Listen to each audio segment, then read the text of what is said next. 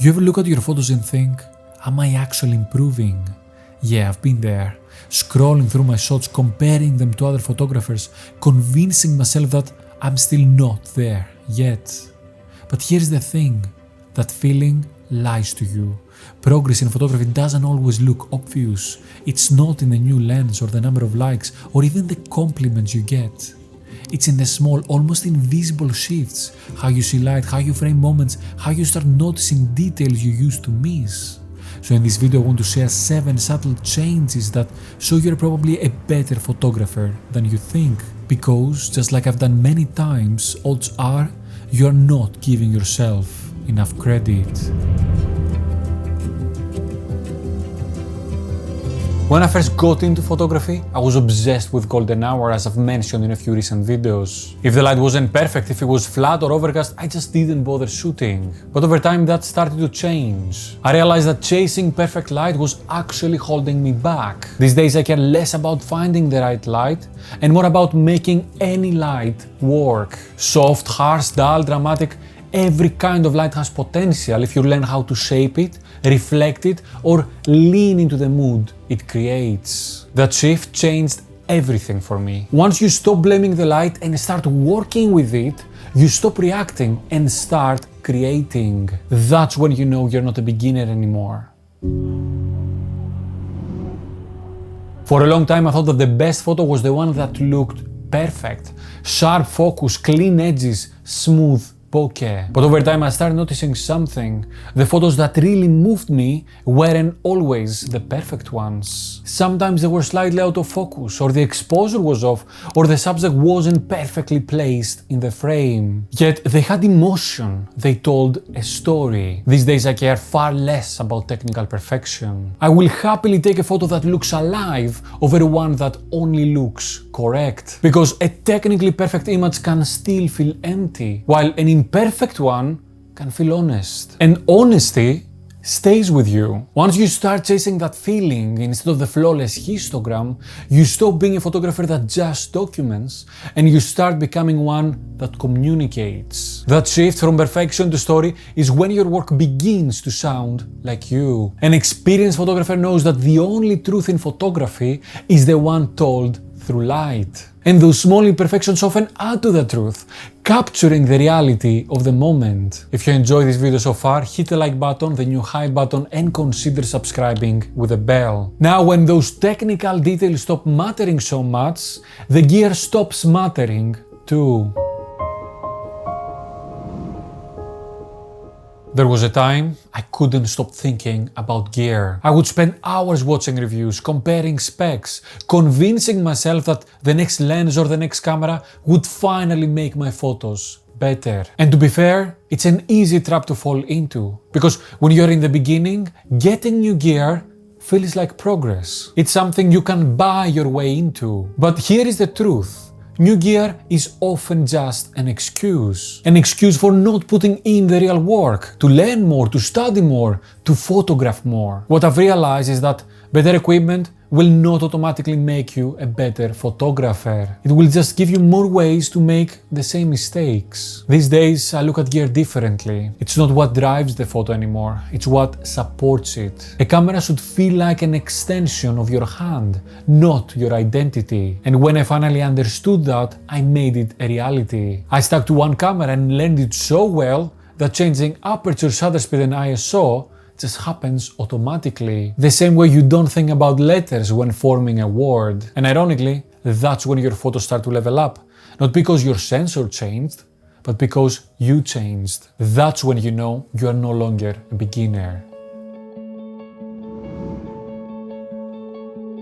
In the early days of my photographic journey, I used to take hundreds, sometimes thousands of photos in one photographic session. I'd hold down the shutter in burst mode, hoping that somewhere in that chaos, I'd capture something good. And every once in a while, I did. But most of the time, I didn't even know why a photo worked. It just happened by accident. With time, that changed. I stopped chasing luck and started trusting my instincts. Now, before I even raise the camera, I already have a sense of what I want the frame to feel like. The photo exists in my mind first, and then I bring it into reality. That's what I mean by materializing. You're not reacting anymore, you are building. Every detail, the light, the subject, the moment is something you've chosen. For me, it didn't happen overnight. I trained for it, and I still train. I shot a lot, but I also learned to visualize my shots even when working without the camera, all the time. And I did it so much that it became second nature. That's why nowadays it only takes a few seconds to recognize frame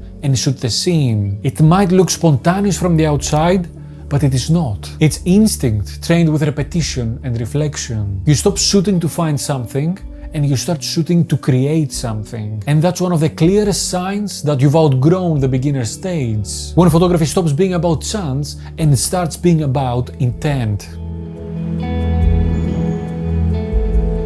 And through that process of observing more, visualizing more, being more intentional, you stop feeling the need to photograph everything. Instead, you begin to slow down. You look longer, you wait longer, you shoot less, but with more purpose. It's no longer about capturing every moment, it's about recognizing the right one. Every frame becomes a decision, not a reaction. You start engaging all your senses, not just your eyes. You start trusting your instinct to tell you what is worth shooting and what is not. That same mindset follows you later when you're reviewing your photos. You stop deleting them altogether. You realize that not every photo has to impress you right now. Sometimes it's not the photo that is lacking, it's just your eye wasn't ready yet. There are images that I once ignored that I now love. Back then I wasn't experienced enough to see what was there. But with time, something shifts. The light, the emotion, the composition, it all starts to mean more. That's what growth in photography really looks like. You shoot less, but you see more. You delete less, but you understand more. And over time, your photos start to carry something new. Patience. Because that's what separates a beginner from someone who's grown. A beginner takes a photo to feel the frame. An experienced photographer waits until there is something worth filling it with. Over time, one of the most valuable habits you develop is learning to be more critical with your own work. One good reason to stop deleting your old photos isn't just because you might discover a hidden gem, but also because you can study what didn't work. Every photo you take becomes a lesson. With experience, you start doing this with every new shot. You recognize what worked, what didn't, and you try again. You revisit the same places at different times and different conditions, applying everything you learned along the way. But it's not only about the technical aspects, exposure, focus, or composition. It's also about meaning behind your shots. You start asking harder questions. Does this image tell a story? Does it fit within a larger body of work? Am I creating something coherent, or am I just shooting whatever, whenever? If you started asking yourself these questions, you're not a beginner anymore. You might not be a master yet, but you're well on your way there.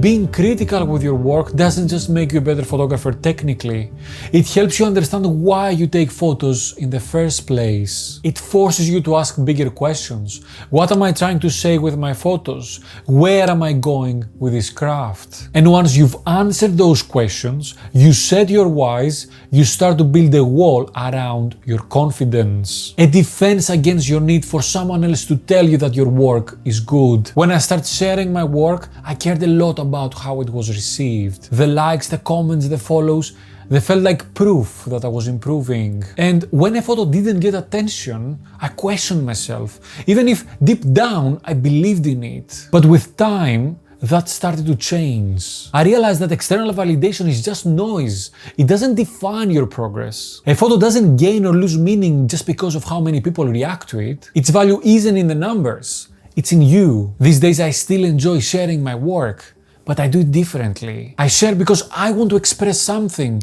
not because I'm waiting for a reaction. If people connect with it, that's beautiful.